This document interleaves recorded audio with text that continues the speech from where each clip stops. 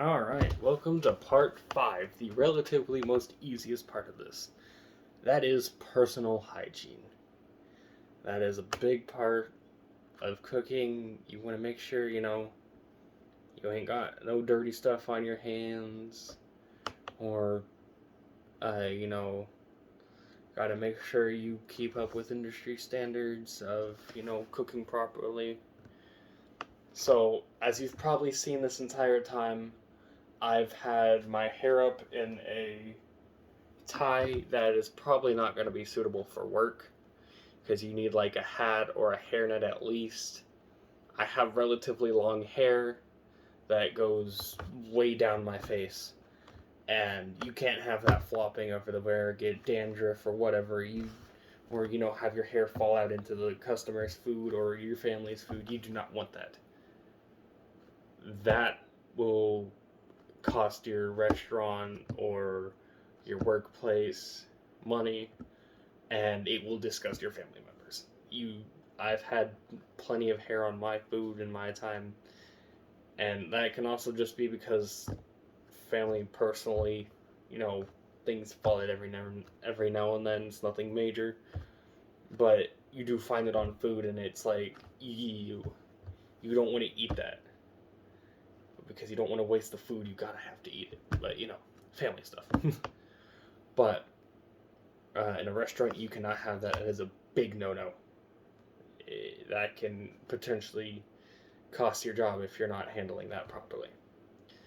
And as you can see, I have facial hair growing. I grow it really fast. Like usually within 2 weeks, I have a full sideburns and beard, everything.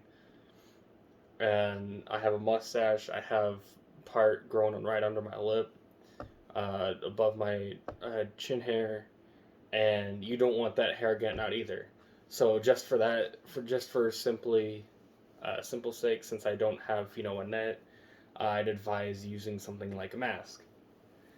In these times, you kind of already have to for obvious reasons. I hope I don't have to remind everybody of because everybody hates it already. Nobody wants to be doing this. But in order to keep our families safe and everybody else safe, this is required. Anyways, that's not what this is about. But you see, it covers up my chin hair. It covers up my lip hair, above under my lip hair, anything growing in on the sides, and even a bit under. And that is good. That'll keep for people who grow that. It'll keep everything off and prevent it from falling out. All that is good. Another thing to use that I don't think I have stock available of at the moment is gloves. So let's see, how am I gonna go about this? So imagine this crap. Okay. So imagine this normal oven mitt is a glove, because all I got at the moment. You will need these when you are interacting with food. You will need these when you're interacting with dishes, with customers' plates and such. Waiters not so much, but they're expected to keep their hands clean either way. But when you're hands-on with the food, you need to have something between.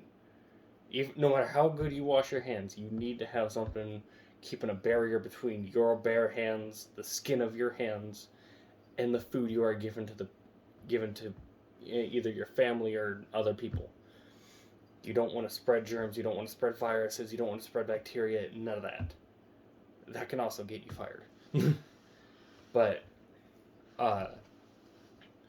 you don't want to spread anything. And again, as I said, no matter how well you wash your hands, gloves will be required and are highly recommended when making food, especially you don't want to cut yourself and stuff. You don't want to um, spread harmful bacteria, all that. That's bad. And now on to the last part of this, and the easiest part, though some people do have a hard time with it because either they don't know properly or they just don't do it properly. And that would be hand washing. The simple, basic thing you should be doing every time you go to the bathroom, every time you come into contact with harmful foods that can, give you diseases like raw meat or raw egg. After you crack open an egg, you have your bare hands all over that. I know you people do it when you're in your house making food, but for the love of God, please wash your hands after that. You do not want to get salmonella or whatever you get from that. That is bad. A good way of demonstrating this is I have to use one hand for this. So let's use the clean side of the sink for this. So turn this on, keep it a bit low so I'm audible. But you're gonna wash your hands under warm water, with soap too. You want a good amount of soap. Let's see.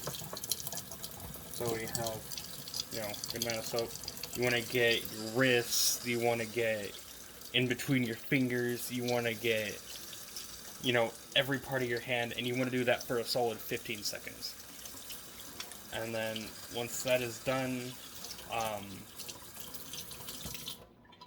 use a paper towel, preferably a paper towel, or, whatever they got in the bathrooms and stuff that they use for taking care of that stuff. So, should be able to put my phone back up here. So we do that. We wash, make sure that's all nice and dry. You can use this to turn off the water, unlike I did. Family house, so I'm not, concerned about that, as you would a public restroom or a work restroom. But for practicing sakes, use these to turn off faucets or open doors, all that. You do not want to put your bare hands on anything that will contaminate the food. Even if you're wearing gloves too, while that glove's an extra barrier, you still got that bacteria in your hand, and that's nasty. You do not want that. Alright, I believe that should conclude this little mini-series of videos for my second period culinary class. This is for Miss Tony, however which way I get these out to you. And that'll be all. Thank you for joining me on this. I hope I got most of my points across.